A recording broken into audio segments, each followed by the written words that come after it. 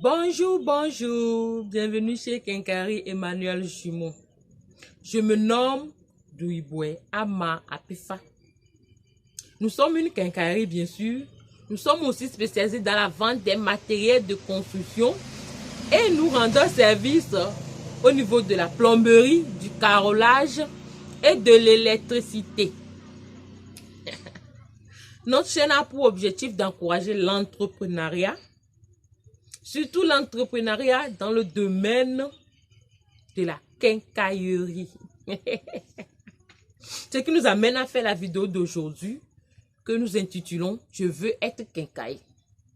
Je veux avoir ma propre quincaillerie. Je veux ouvrir ma propre quincaillerie. Eh bien, c'est possible. Cette quincaillerie, nous allons l'ouvrir ensemble. Et procédons étape par étape. Tout d'abord, méditons sur cette question. Pourquoi je veux ouvrir ma quincaillerie? Pourquoi je veux avoir ma propre quincaillerie? Est-ce parce que je suis dans une localité où le besoin se fait sentir? Je fréquente souvent une localité où le besoin se fait sentir. Vous savez, si toutes les lèvres, nous avons besoin d'une quincaillerie, nous avons besoin d'une quincaillerie. Ben, j'ai vu tel ouvrir sa quincaillerie, ça marche. J'ai vu tel ouvrir sa quincaillerie, ça marche. Eh bien, moi aussi, je vais ouvrir pour moi. Ça marchera certainement. Eh bien, j'ai appris que le domaine de la quincaillerie était très rentable. Ou bon, ça a toujours fait partie de mes projets d'être quincailler. C'était toujours mon rêve d'ouvrir ma propre quincaillerie. Maintenant, j'ai les moyens. Pourquoi pas? Cette quincaillerie, nous allons l'ouvrir ensemble. Mais l'ouverture de notre quincaillerie doit être une solution pour les gens de cette localité. L'ouverture de notre quincaillerie doit être une solution pour les gens de notre localité. La localité qu'on a choisie là, ça doit être une solution pour cette localité-là. Pour le premier cas, oui, c'est une solution. Puisque le besoin se fait sentir, tout le monde en parle. Mais pour les 3 derniers cas, il faut que toi-même, tu ailles sur le terrain, tu repères, tu cibles les endroits où selon toi, le besoin est là. Le besoin d'une quincaillerie se fait sentir selon toi. Après avoir repéré ces endroits, tu vas vers la population. Tu vas vers la population pour leur demander, pour leur poser la question. Si vous avez besoin d'une ampoule, vous faites comment? Si vous avez besoin d'un paquet de points, comment vous faites? Comment vous vous débrouillez? Si vous avez besoin de pelles, de paquets de ciment, comment vous vous débrouillez? C'est dans leur réponse, tu sauras s'ils ont besoin d'une quincaillerie. Si l'ouverture de ta quincaillerie est une solution pour eux, dans cette zone-là. C'est dans leur réponse, tu sauras. Des fois même, ils iront jusqu'à te proposer d'autres articles que tu peux ajouter. Donc, c'est dans leur réponse, tu sauras. Ta quincaillerie est une solution à la population de cette zone-là. Les zones en chantier aussi sont des endroits propices pour ouvrir son magasin. Les zones en chantier, ou une zone dans laquelle il y a déjà une quincaillerie, mais cette quincaillerie n'arrive pas à satisfaire sa clientèle, les habitants. Il y a le besoin, malgré sa présence, il y a toujours le besoin. Dans notre cas, nous sommes installés dans une zone en chantier où il y a déjà une quincaillerie qui n'arrive pas à satisfaire sa clientèle.